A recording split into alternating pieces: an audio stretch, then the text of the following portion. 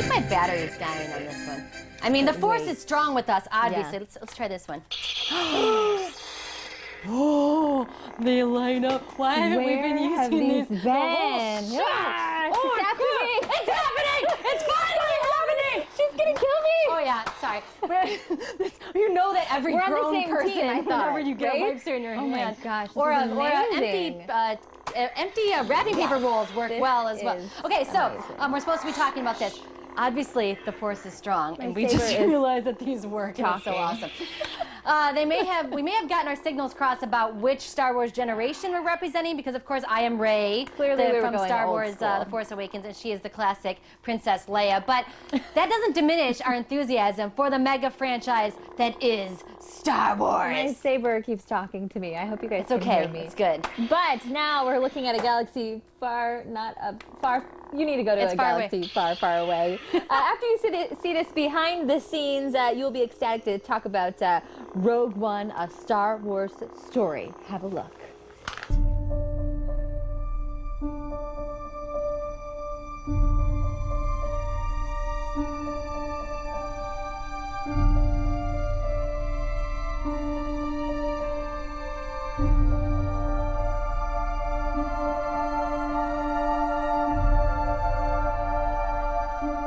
It's like the fantasy you always have as a kid.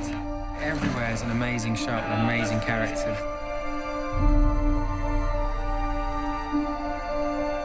It's about the humanity of it, which just makes the whole thing so real. Ready, and action! When your heart's beating and you're actually in this situation, you get something very genuine that you couldn't have planned. You'll actually compose shots that if we were on a green screen set, you just wouldn't have known were available. The pressure's so high. Like, we're making a film that's right touching my favourite movie of all time. But then if you're too respectful of it, that you daren't do anything new or different, take a risk, then what are you bringing to the table? Next week,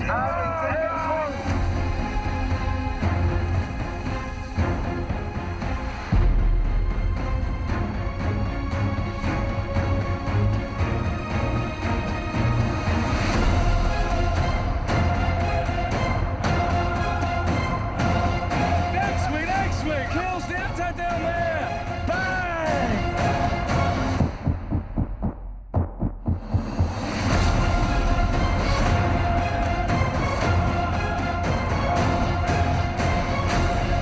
I mean, this is really where a film crew like this really comes into their own. That kid, when you were 4 years old, grew up with Star Wars figures. It's a bit like just being that kid again. You're sort of going like, "Arr, arr, arr."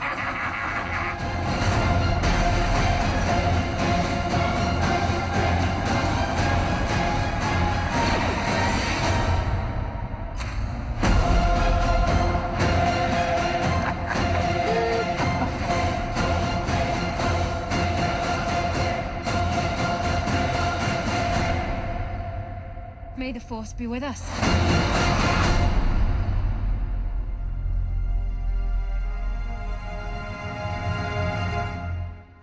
Yes, that looks May the Force be amazing. with you. Yes. You know what? She's I'm going to out move of control. R2-D2 down here for Yeah, you. Yeah, not a good idea.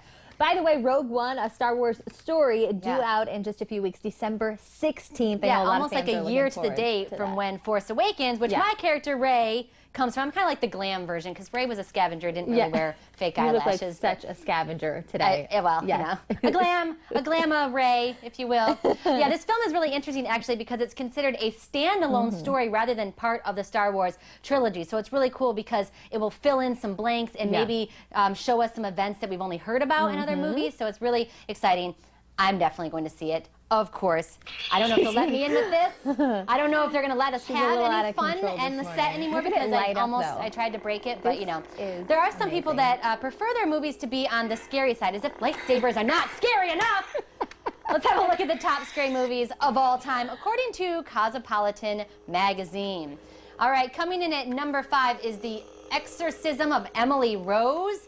It's based on a true story of an attempted exorcism and stars Jennifer Carpenter. She's, you know, just your average country girl. My lightsaber is still buzzing here. That's the weird sound you hear.